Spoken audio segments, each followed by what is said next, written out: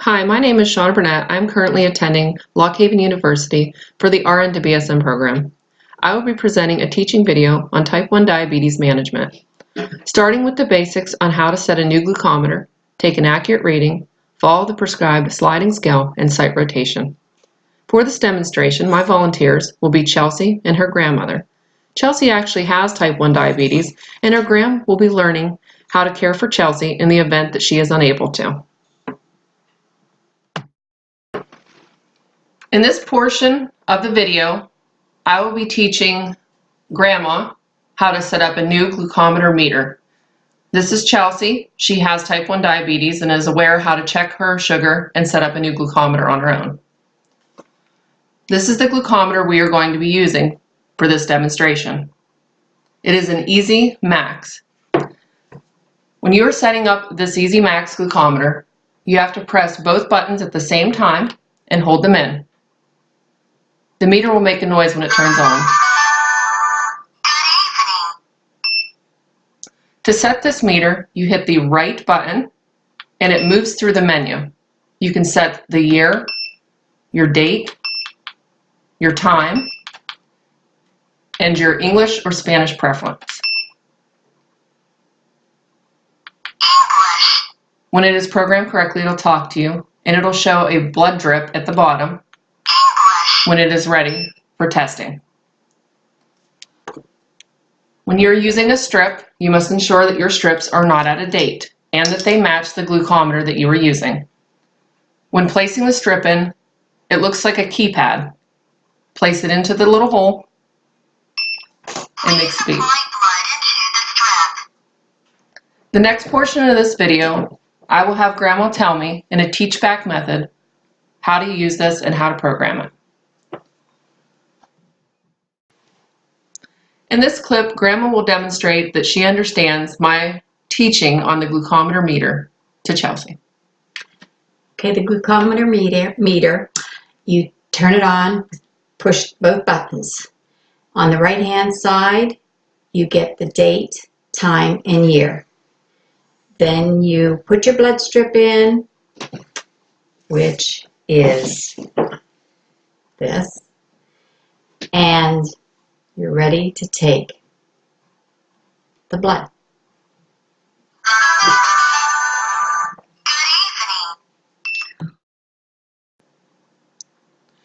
In this portion of our video, Chelsea will be demonstrating how to give herself an insulin shot. Her doctor has provided a sliding scale so that she can use it as a reference on how many units of Humalog to give herself as needed. Her blood glucose was 275 when she checked it. This requires 6 units of insulin. We will be using a Humalog pen for this demonstration. When you have a brand new pen, you need to prime it every time to ensure that insulin gets to the tip of the needle. Chelsea will demonstrate how to do that, and you have to use a new needle every time to avoid infection. They come in these little packages. Chelsea will now demonstrate how to give herself a shot, and I will walk her through it as she is demonstrating. Right now, she is placing a new needle on the tip of her Humalog pen. In order to prime this, she will need to remove the cap and the little tip that covers the needle. The dial at the base of the pen needs to be turned 1 or 2 units depending on if it is a new pen or if it's been used. You press the bottom of the pen until you see a drip of insulin or a stream come out. This ensures that the pen has been primed correctly. We see a drip coming out. We have chosen Chelsea's abdomen to give her her insulin shot today.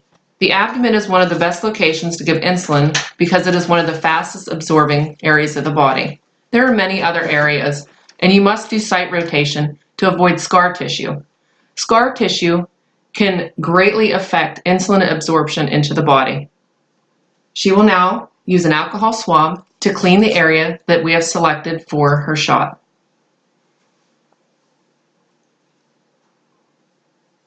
Ensuring that the area dries before you place the shot to avoid burning. When you're going to apply the shot, you pinch the skin in the area that you have selected, ensuring that you are staying away from the belly button. When you place the needle in, with the selected units, press and hold. After you have placed all of the insulin from the pen, as prescribed, hold the needle in place for 5 to 10 seconds to ensure that there is no leakage of the pen. Once this is complete, you can remove and dispose of the tip in a Sharps container, or an empty pill bottle works just as well.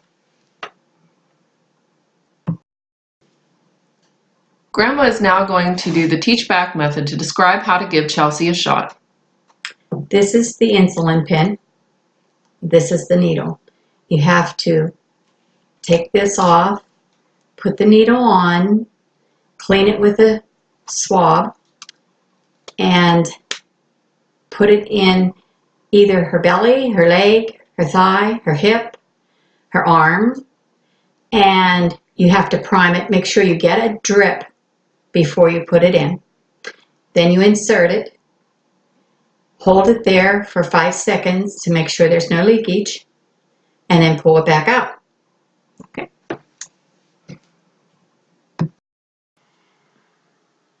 Now to summarize the teaching video you have just watched.